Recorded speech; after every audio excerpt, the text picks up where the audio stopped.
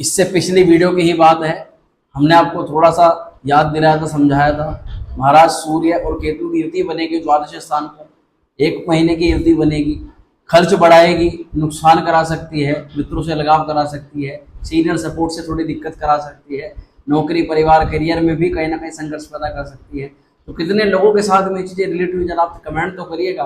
किस चीज़ इन चीज़ों के बारे में आपको बताना बहुत ज़्यादा जरूरी होता है, जिससे और लोगों को भी थोड़ी सी हेल्प मिल पाती है। दूसरा हमने बताया था कि आपको लाभ कमाने के लिए भी पैसा देना पड़ेगा, काम कराने के लिए भी पैसा देना पड़ेगा, काम भी आपका, चीज भी आपकी, मेहनत भी आपकी, फिर भी आप पैसा दे रहे हो, यानी कि आप वैसे भी कर रहे हो और वैसे भी कर रहे हो। ये सब चीजें कहीं ना कहीं इसलिए हुई क्योंकि आपके लाभेश ही द्वादश स्थान पर थे। तो एक बहुत अच्छा परिवर्तन होने जा रहा है, इसके बारे में चर्चा करेंगे। आने वाले 3 महीनों की विस्तृत गणना हमने अब तैयार करके रखी हुई है आपके लिए। अक्टूबर, नवंबर और दिसंबर, ये 3 ऐसे महीने जिसमें समय तो परिवर्तित होगा ही, आपकी जिंदगी भी परिवर्तित होगी।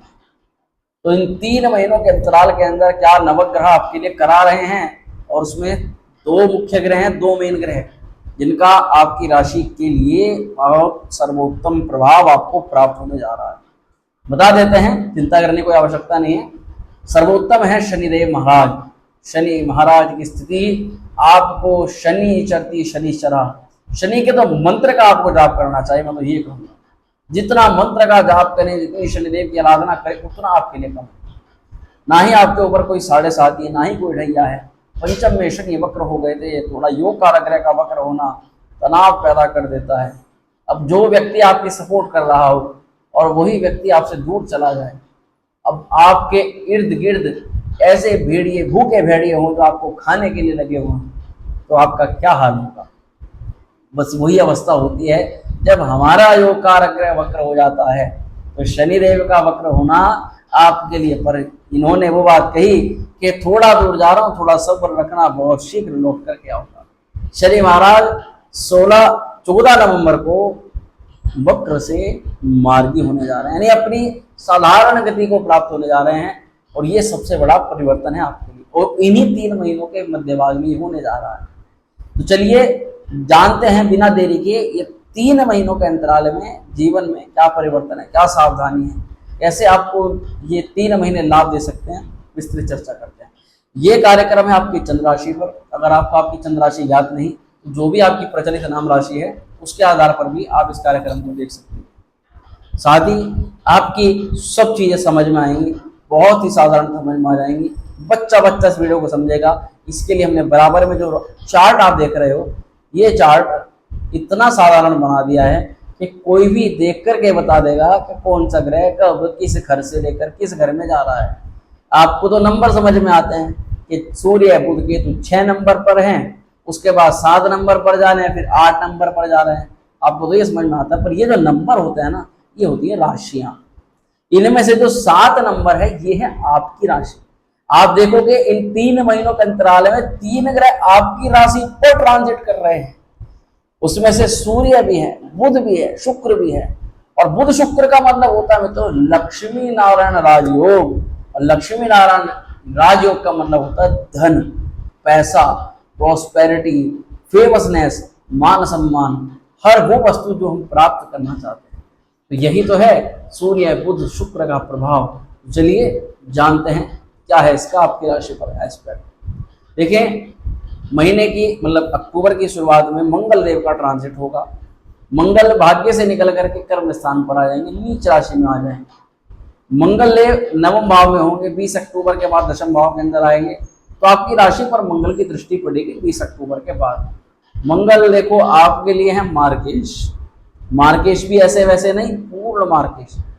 मंगल की आपकी राशि पर आना आपके पेशेंस में कमी ला सकता है, गुस्सा बढ़ा सकता है, चिंता दे सकता है, आपके शरीर में अचानक किसी भी हिस्से में दर्द की समस्या को बढ़ा सकता है। आप कहोगे अचानक ये कहाँ से दर्द हो गया, अभी तो ठीक आ रहा था, फिर अभी कैसे हो गया। तो ये मंगल की स्थिति कर रही है। गुस्सा अचानक इतना आएगा कि आप पता चला उस गुस्से में पता नहीं क्या बोल लूँ, क्या कर दो।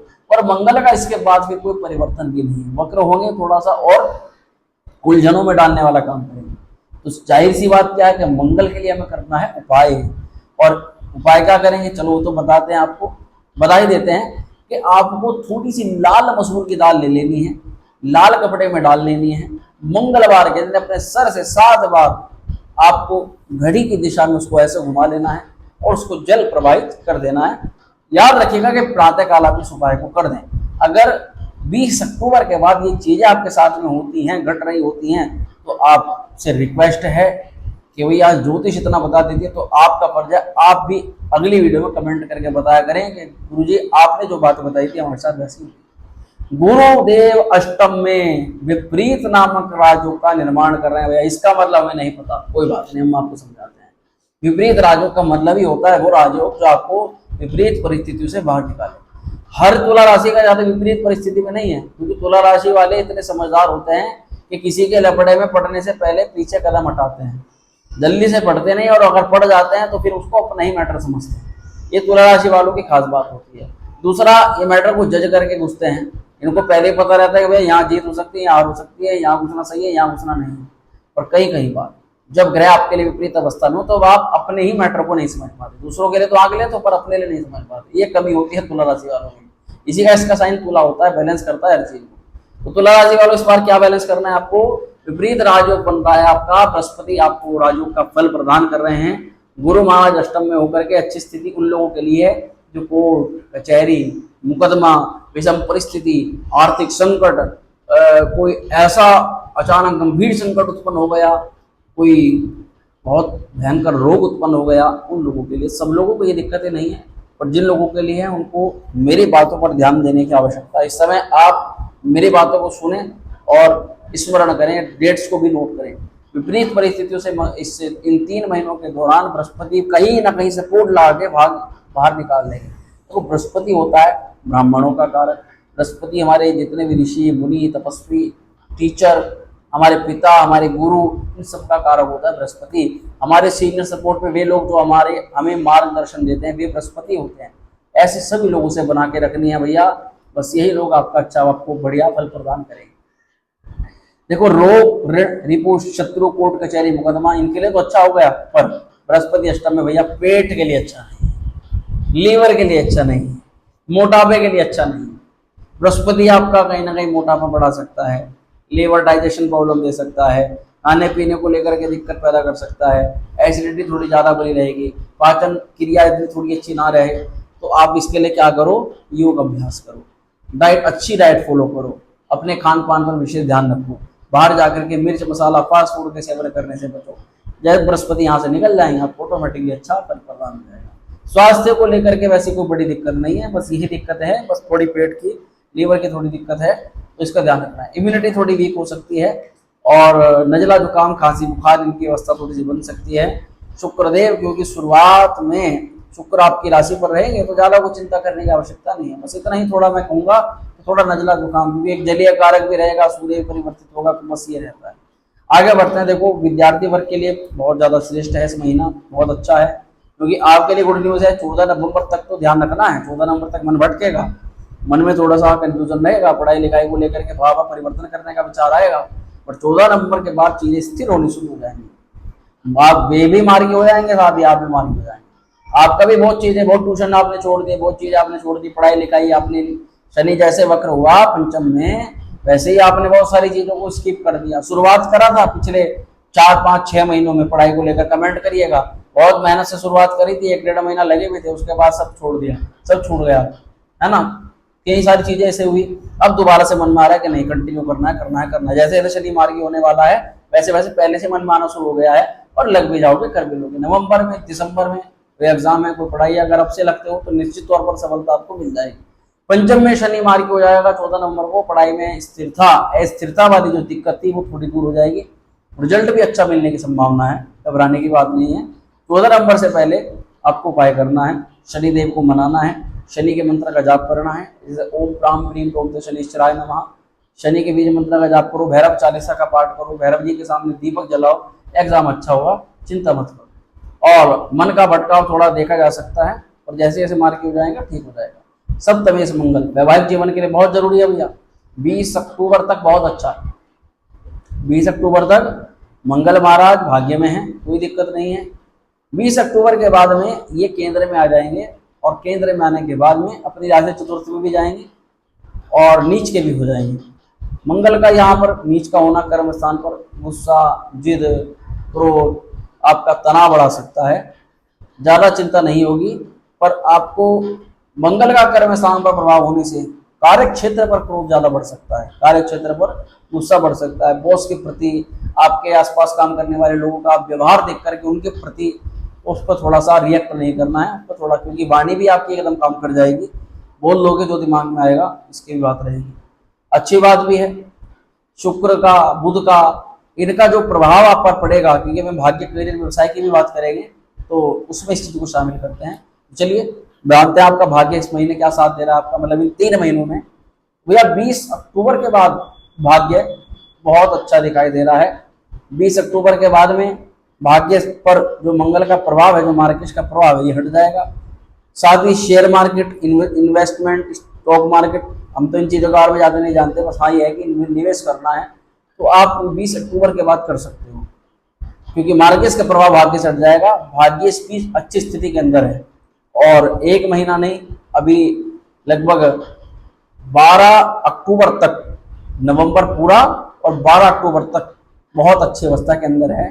तो आप, पर फिर भी मैं आपको ये सलाह दूंगा कि आप जो परिवर्तन करो, जो भी परिवर्तन आप करो, उसमें कोशिश ये करना आप 14 नवंबर के बाद आप करो। वो किस कारण से? क्योंकि शनि देव पंचम में हो जाएंगे मार्गी और शनि की दृष्टि पड़ते सीधा इनकम भाव पर लाभ, मोटा लाभ करा सकता है, बड़े बड़े काम को सिद्ध करा सकता है। जो एक्स्ट्रा इनकम जनरेट करने का प्लान कर रहे हैं उन लोगों के लिए बहुत अच्छी सूचना है, शनिदेव उन लोगों के लिए बहुत ज्यादा बढ़िया है। इन्वेस्ट करने के लिए 20 अक्टूबर के बाद आप शुरुआत करें, उसमें भी 14 नवंबर के बाद ज्यादा अच्छा है मेरे हिसाब से। तो कम से कम आपका अगर कोई लॉस भी ऐसा हो रहा है कि आपके जो लॉस जैसे पहले भी बने हुए थे, जैसे शनिदेव वक्रदेव मार्गी हो रहे हैं, तो जो लॉस जैसे बने हुए थे, तो वैसे वैसे शनि का मार्गी होना आपकी लॉस को भी कम करा देगा।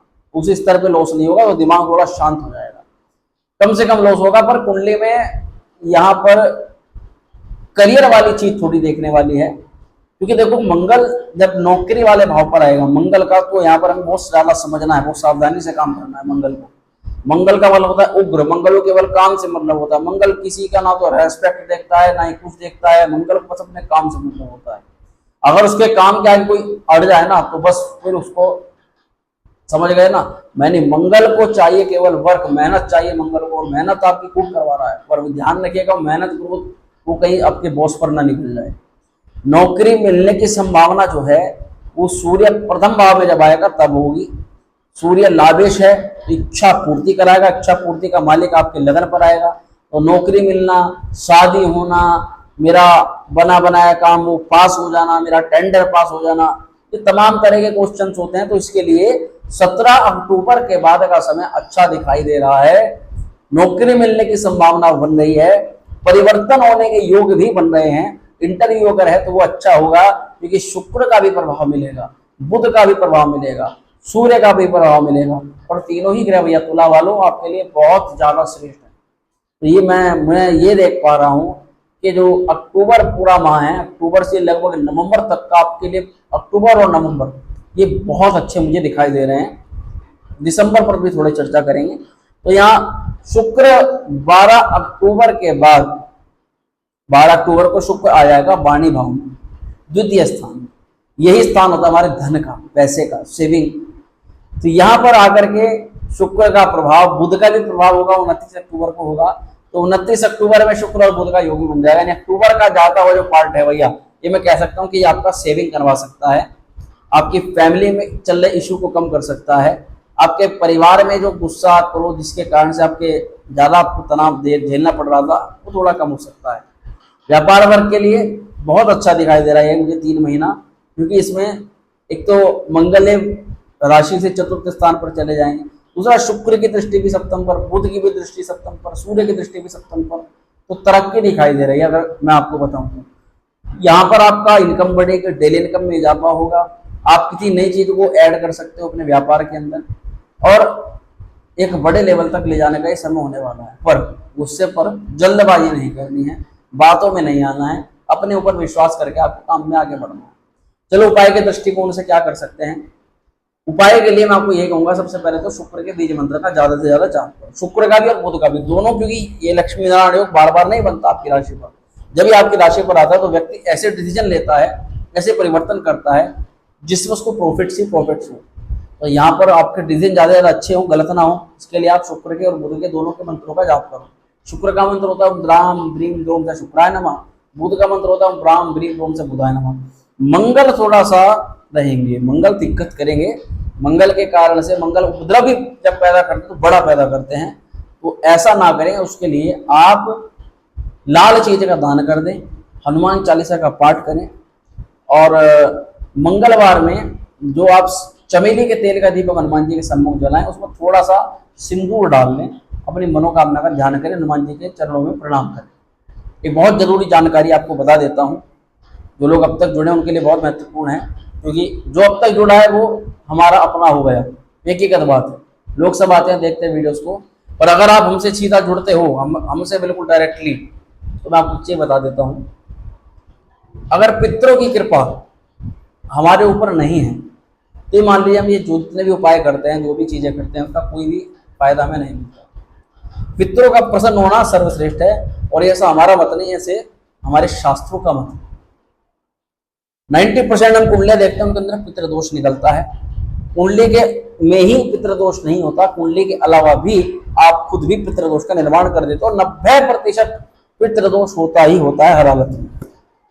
अब वो पितृदोष बनता भी रहता है, और ज्यादातर वो बड़ा रूप ले लेता है, बड़ा हो जाता है। तो जब भी कोई रोग है वो बड़ा हो जाएगा तो बड़ी दिक्कत पैदा करेगा।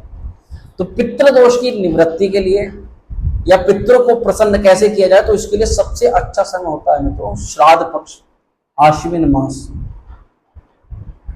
आश्विन मास में हम पितरों के निमित्त जो करते हैं वो सीधा पितरों को प्राप्त होता है, पितर उसको ग्रहण करते हैं, तृप्त होते हैं, और हमें अपना आशीर्वाद प्रदान करते हैं। इसके अलावा बहुत अमावस्याएं हैं बहुत, पर ये जो दिन होते हैं श्राद्ध पक्ष, उसमें कहते हैं कि पितृलोक से हमारे देव पितृ महाराज हमारे आसपास ही आकर के मौजूद हो जाते हैं, और हमारे दिए गए अन्न भक्षण जो भी हम दान पुण्य करते हैं उसको ग्रहण करते हैं, और उससे अपनी क्षुधा तृषा भूख प्यास को मिटाते हैं। अब हम अगर मान लीजिए वो ही नहीं करते, एक सपोज करने की बात है, जैसे कई लोग अमेरिका में हैं, कोई लोग विदेश में हैं, वहां तो मतलब ही नहीं है कि उनका कोई वहां पर कोई ब्राह्मण भोजन कराने हैं, कोई तर्पण कराने हैं, ज्यादा जो विदेश में रह रहे हैं, बहुत दूर रह रहे हैं, जिनके पास व्यवस्था नहीं है, तो वे कैसे कराएं उनको तर्पण, कैसे उनको उनकी भूख प्यास उनकी तृप्ति उनको करवाएं। तो उसके लिए एक बहुत साधारण सी पूजा होती है, उसको हम तर्पण बोलते हैं, तर्पण श्राद्ध। तर्पण एक ऐसी प्रक्रिया है, अगर आप किसी अवस्था के अंदर हो तो कहते हैं कि अवस्था में आप जिस भी प्रकार से उनके लिए पूजा करो आपकी वो फलीभूत होती है। तो हमने ऐसा विचार किया, क्योंकि श्लोक है पुराणों में, श्राद्धम ने कुरते मोहा तस्य रक्तम बनती थे, कि अगर आप श्राद्ध का क्या मतलब होता है कि जो भी श्रद्धा से पितरों के लिए किया जाए वो श्राद्ध होता है, चाहे फिर वो ब्राह्मण को भोजन कराना हो, चाहे फिर वो तिलांजलि देनी हो, तर्पण करना हो, पिंडदान करना हो, वो सब कुछ श्राद्ध के अंदर आता है। तो श्राद्ध करना इसलिए आवश्यक है, वो मैंने पहले बता दिया। अब पितृपक्ष में जिन लोगों की व्यवस्था नहीं वो क्या करें, तो हमने ऐसा विचार बनाया, जब हम हमारे साथ लोग इंटरेक्ट करते हैं तो हम ये महसूस करते हैं कि श्राद्ध पक्ष में हम एक पूजा आयोजित करवाते हैं, जिसको हम आप लोग वीडियो कॉल या फिर डायरेक्ट जो होते हैं ना मीटिंग वगैरह होती है उनसे माध्यम से जुड़ करके आप घर बैठे उसका एक हिस्सा बन सको, और अपने वही स्थान पर बैठे हुए आपको जो भी चीजें बताई जाएंगी उसी हिसाब से आपको करना है, और उस हिसाब से आप अपने पितरों के निमित्त अपना तर्पण इत्यादि आराम से यथास्थिति बैठ करके कर सकते हो। तो इसके लिए जो भी व्यवस्था शुल्क है, जो भी व्यवस्था है, कब होगा, कैसे होगा, तमाम तरह के प्रश्न होंगे आपके मन में जानने वाले, तो इसके लिए आप हमारे व्हाट्सएप पर मैसेज करें और सीधा लिख कर भेज दें, पितृ पूजा में शामिल होना है, पितृपक्ष में पितरों की पूजा में शामिल होना है, केवल इतना लिख करके आप भेज दें। तो हम क्या करेंगे, आपका वो नंबर एक उस लिस्ट में डाल देंगे, इसमें इच्छित जितने भी पितृ पूजा वाले इच्छित लोग हैं उनको लिस्ट में डाल देंगे, उसके बाद सारी जानकारी आपको व्हाट्सएप पर ही मिल जाए। तो मित्रों ये है हमारी थोड़ी सी योजना जो हम बना करके चल रहे हैं, जिससे ज्यादा से ज्यादा लोगों को अपने पितरों की कृपा को प्राप्त हो। गलत कुछ नहीं है, अच्छा है, सर्वोत्तम है, आप साधारण तरीके से अपने घर बैठ के कर सकते हो। तो ये आपको भाव कैसा लगा ये भी कमेंट करके बताइएगा। साथ ही वीडियो पसंद आए तो लाइक करिएगा, शेयर करिएगा, और आपको हमारी वीडियोस हमारे बोलने का तरीका कैसा लगता है ये जरूर आप हमें बता दीजिए करें, तो बहुत अच्छा रहेगा। चलिए मिलते हैं अगली वीडियो में, तब तक स्वस्थ रहिएगा। ओम श्री विद्या।